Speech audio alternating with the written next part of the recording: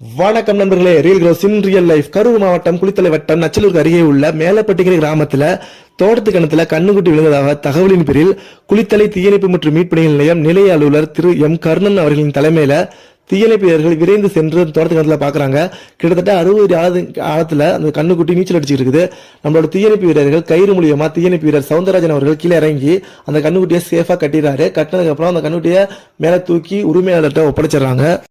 கிணத்தை சுத்திலும் கம்பி வேலி போட்டு தயவு செஞ்சு சேஃபா பயன்படுத்துங்க. கம்பி வேலி போடாதனால இங்க பல உயிர்கள் இழக்கப்படுது. நம்ம சேனல்ல வர்ற அனைத்து வீடியோக்களுமே ஒரு முன்னெச்சரிக்கைக்காக தான் போடப்படுது. நம்ம சேனல்ல வர்ற வீடியோக்கள் அனைத்தையும் ஷேர் பண்ணுங்க. நம்ம சேனலை சப்ஸ்கிரைப் பண்ணுங்க.